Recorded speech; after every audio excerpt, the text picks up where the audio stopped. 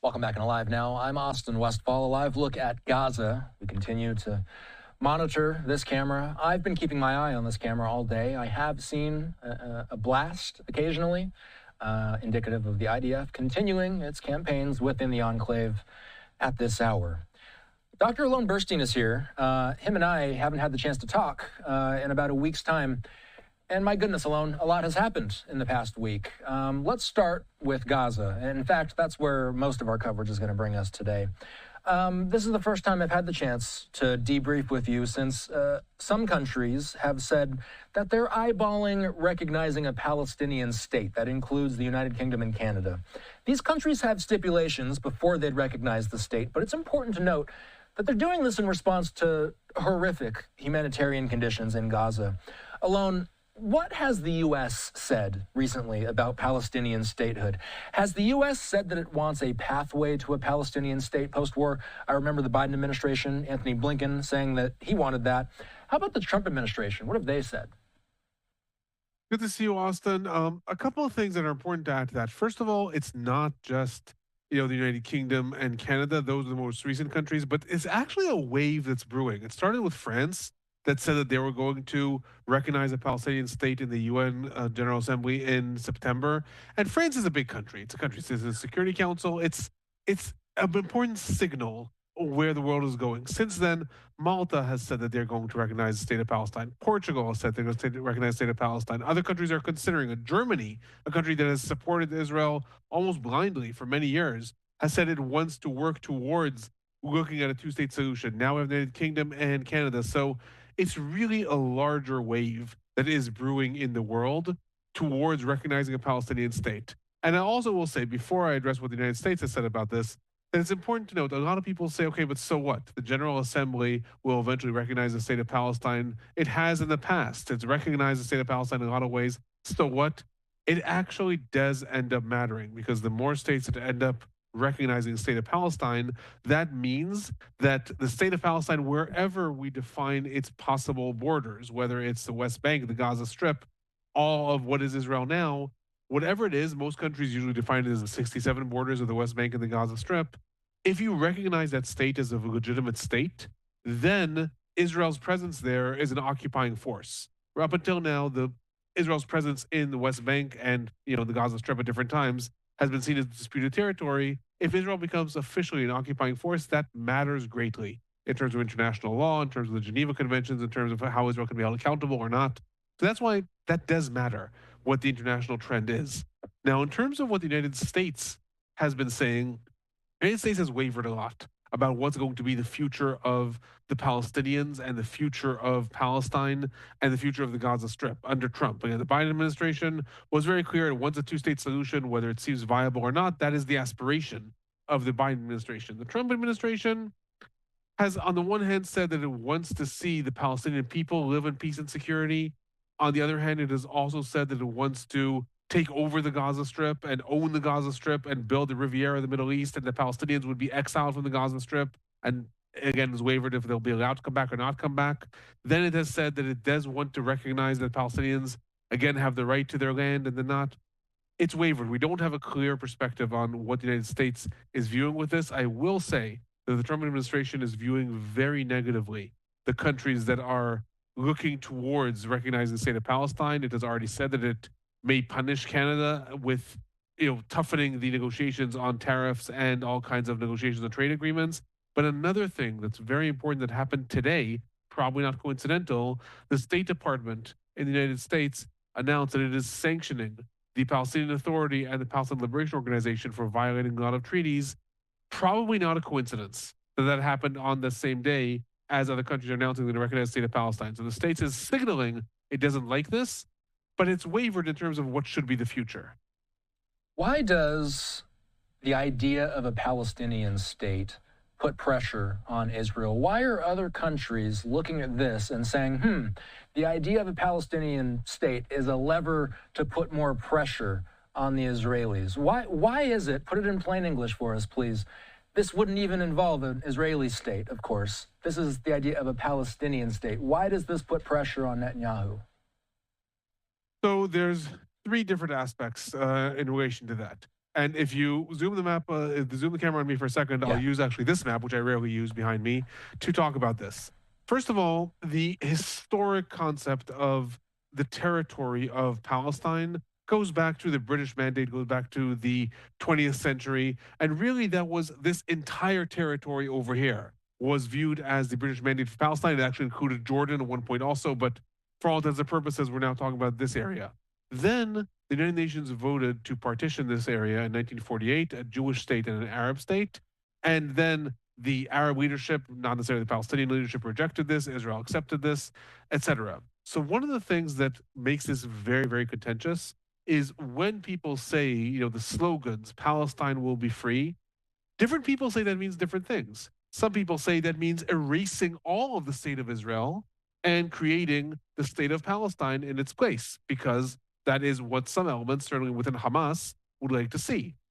Others say no. There is what's known as the occupied Palestinian territories, the West Bank over here, and the Gaza Strip over here that Israel took over in 1967, that other organizations within the Palestinians, the PLO, the Palestine Liberation Organization, and Fatah and other ones, have accepted that that will be the future Palestinian state. So when people talk about the two-state solution, that's what they're talking about. Israel existing here and a state of Palestine existing separated here with all kinds of different schemes of how these will be connected through tunnels, bridges, etc. So first of all, one could look at the recognition of the state of Palestine as an objective threat on Israel's existence, saying, well, if you recognize the state of Palestine, who's to say that you're not actually talking about all of Israel? So that's one answer. Another answer, which is far more akin, I would say, to what these states are talking about. They're talking about not a state of Palestine instead of Israel, but rather a state of Palestine alongside Israel, meaning in the West Bank and the Gaza Strip, is because, again, if the state of Palestine were to come into existence, if this was declared as a recognized state with all of its rights by the United Nations, then the Israeli presence in the West Bank, the fact that Israel controls 60% of the territory under military occupation, another 20% under hybrid occupation, and Israel controls all the airspace and has its settlements there, and there's dual systems of citizenship and not citizenship, and etc. All that becomes a lot more challenging. Then Israel could be accused of occupying another state. Whereas now, this area is considered officially in the United Nations under dispute. So that's the second reason it's very threatening to Israel, because it's a big change in the status quo. The third part that you added at the end, why is it a threat to Netanyahu specifically, is because Netanyahu's government right now is a minority government. The ultra-Orthodox parties have left the government in Israel. Netanyahu does not have a majority in parliament, and really his government depends on the two most hawkish parties in government, Jewish Power and religious Zionism, the parties led by Bezalel Smotrich and Itamar Ben-Gvir. They are expansionists. They want to see Israel annex the West Bank and annex the Gaza Strip. So politically, this is very detrimental to Netanyahu. If the world is going towards this direction, Israel, we're likely going to see making more and more noise. Well, then we'll go to the other direction. We're not going to accept this. Steve Witkoff meeting with Israeli Prime Minister Benjamin Netanyahu. Witkoff is in the Middle East. Mike Huckabee is as well. He's the U.S. ambassador to Israel. Both Witkoff and Huckabee are expected to visit Gaza on Friday so that they can meet Palestinians and brief the president about humanitarian conditions within the enclave. Alon, what are Witkoff and Huckabee going to be able to see in Gaza? Presumably, it would be tough to safely bring them to the areas struggling hardest, correct? Do you have that same question as me? What will they be able to see? To be completely honest, I put no stock in the Palestinians that they're going to meet, because, first of all, there's no such thing as a representative sample of Palestinians in the Gaza Strip and what Palestinians have undergone.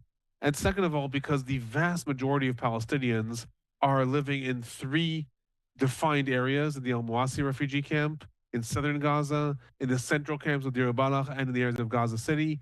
The IDF almost does not go into that area because it is such a mess. So certainly Steve Witkoff is not going to go into that area. He's going to meet in other areas, and chances are he's going to come to those sites of the Gaza Humanitarian Foundation, to those distribution sites, and he's going to meet Palestinians who managed to get there.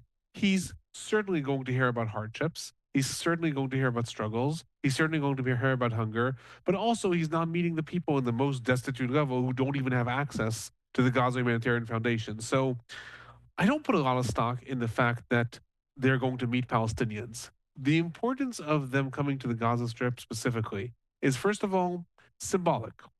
It's symbolic. It's Trump showing I care actually what's happening, and I don't just want to hear what Israel is telling me.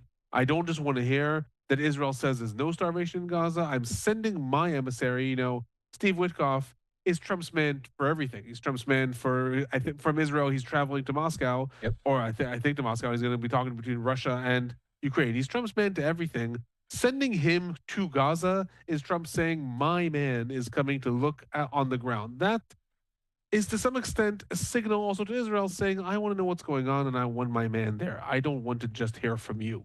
And that's the symbolic reason of that. A second reason of that is the Gaza Humanitarian Foundation was really Steve Witkoff's vision. He was the one who tried to put this together as some sort of mechanism that would combine Israel's concerns and humanitarian needs, and security needs for the Gaza Strip alongside the humanitarian needs of the Palestinians. It has not delivered as much as he hoped. And I think that he personally probably wants to see what's happening there. So that's the symbolic reason of why he is going to the Gaza Strip specifically. The bigger question is what happened in that meeting. They're smiling, they're in those handshakes. I would place good money that they were not smiling when they actually met after the cameras turned off. And that's really the importance of that. The visit to the Gaza Strip, mostly symbolic. Yeah. Witkoff, by the way, you're right, is going to be heading to Russia. We did hear today that he is going to be heading there, of course, amid negotiations to end that war as well. Where does the humanitarian situation stand, Alon? The reason why we're discussing the idea of this Witkoff visit, the reason why we're discussing nations around the globe potentially recognizing a Palestinian state is because of the humanitarian situation. There's been an unending story of, I read story after story about hungry children in Gaza. This is something that you and I have been talking about since October 7th. But this is something that's really making its way into the public's eye in a way that maybe we haven't seen before during this war. Can you describe the humanitarian situations as they stand today, Alon? The situation is disastrous. There's no other way to put it. There are several things that contributed to this, and I get, throughout the day, I probably get at least 25 people either emailing me or writing me messages asking, who's to blame, who's at fault. You're not going to find that. This is a bloody ethnic war, and both sides have committed atrocities, and both sides have committed a lot of atrocities with regards to the humanitarian situation as well. In the current context, Hamas had stolen aid, and lots of it, when it was coming into the Gaza Strip, so they are to some extent at fault. Israel also blocked all food access from coming into the Gaza Strip between March and May, and since then has blocked most of the food that would get to northern Gaza. Obviously, it is also at fault too. The fault that most people are trying to see why did it happen, I tend to put less stock in. I think it's very important in order to understand, but that doesn't help alleviate the starving child to know, well, who's at fault.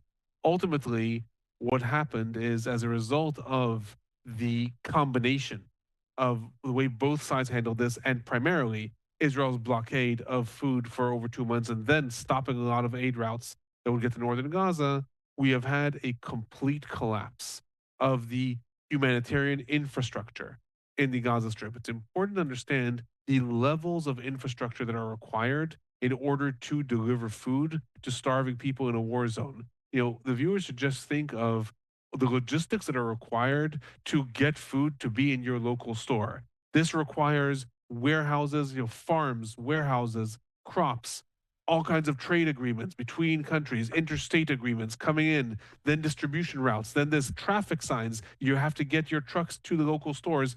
All that happens when you don't have bombings going on every which way. We don't have militants stealing food along the way. To deliver aid to hungry people in the Gaza Strip is a massive organization and apparatus that Israel primarily has placed a lot of limitations on. And when organizations manage to get through those limitations, Hamas also ended up placing a lot of challenges by stealing a lot of that aid and blocking it. So the situation is disastrous.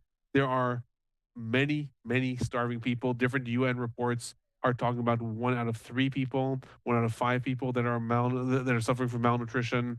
By now, reports are talking about a growing number of people that are dying from malnutrition, and then there's a lot of debates about if these are people who had other pre-existing conditions that led to that or not. Either way, they are dying from malnutrition, whether they have previous sicknesses or not. And that is the current situation. I will say that as a result of the international pressure and the fact that, as you said, all of a sudden the entire world is thinking about this and is looking at this, Israel over the last week really changed its course after stopping all humanitarian aid between March and May, and then part of its operation, Gideon's Chariots, was to control humanitarian aid.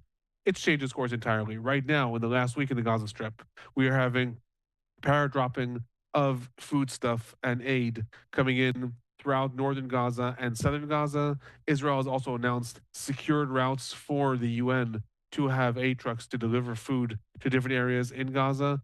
And I would argue, most importantly, Israel has declared on its own volition that there's going to be humanitarian pauses in the fighting virtually every day in most of the different areas in the Gaza Strip where there are Palestinians between the hours of 10 a.m. and 8 p.m. in order to allow people to safely leave their homes or wherever they are in tents and actually get to where the food trucks are coming in. So we are expecting the situation to probably improve in the next week or two. But again, the logistical apparatus that is required in order for this to happen, this all happened in the last 5 days.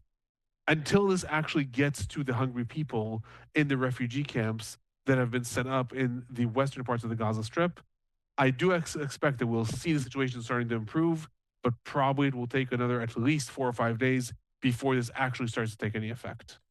I got to ask you one more thing before we go here. This is The Atlantic. They put out a piece recently called Hamas Actually Wants a Famine. They say within it here that Hamas wants a famine in Gaza, producing mass death from hunger as the group's final play, its last hope for ending the war in a way that advances its goals.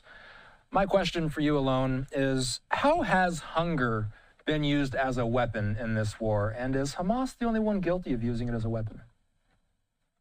So there's 2 different ways to look at it's a concept which is actually a legal concept of using starvation as a weapon of war. Hamas benefits to large extents from the suffering of Palestinians because this ends up as a boomerang to pressuring Israel. Hamas was negotiating with Israel the entrance of humanitarian aid as part of the hostage agreement. So the fact that humanitarian aid is now coming in, and again, there's already pictures of Hamas militants taking over some trucks, not all of them, but some trucks in the areas of Deir el-Balah and in Gaza City. To some extent, Hamas has benefited from the fact that there is starvation in Gaza because then more pressure comes on Israel, and then Hamas may benefit from that politically and through materials on the ground. In turn, part of the indictments against Israeli Prime Minister Netanyahu and former Defense Minister Yoav Gallant are on the charge of using starvation as a weapon of war, which is considered both a war crime and a crime against humanity. Because one of the things that Israel has done, it has said that because Hamas takes over the humanitarian aid that comes into the Gaza Strip, Israel is going to vastly curtail the amount of aid that comes in order to not fund Hamas and let it both feed its own troops as well as then use that in order to make money in the Gaza Strip. And it has also used this as a negotiation chip when it came to the different hostage agreements. Israel said it's going to limit aid, and then when Hamas actually accepts that it's going to release hostages, more aid will come in. Part of the defined and public aims of Israel's latest operation, Gideon's Chariots, was to use the fighting and the fact that the Gaza Humanitarian Foundation has its distribution centers in southern Gaza in order to draw the population down south. So again, using the fact that food is in one place and is being denied in another place in order to draw the population down south. So this, many international legal scholars and the ICC have argued, is also using starvation as a weapon of war. Israel has argued in turn that, well, Hamas takes over the aid, so it's not actually using starvation as a weapon of war. It is stopping the other side from getting control of aid. Like I said, both sides end up being guilty of a lot of atrocities in this. At the end of the day, when you have starving children, and starving people, this is where a lot of people are expecting the United States to come in and say, it may be your fault, it may be your fault. At this point, it doesn't matter to me. At this point, we need the situation to change. And again, I think the symbolism of Steve Witkoff coming in to the Gaza Strip is Trump saying something has to give here. This isn't working, and I want my emissary to come back to me and explain what's going on. I think that's where we are in this. So, for those of you who didn't get enough of Alon and I these past 20 minutes, we recorded a whole nother conversation earlier today. Specifically, we looked at the turnaround of Hamas's leadership in recent years. Today marks 1 year since Ismail Haniyeh was assassinated. Alon and I had an in-depth conversation earlier today. We're going to be uploading that on our YouTube channels tomorrow. So take a look at Alon's personal YouTube channel, or you can find that on the LiveNOW YouTube channel tomorrow as well. Alon, as always, good to see you. We'll talk with you soon.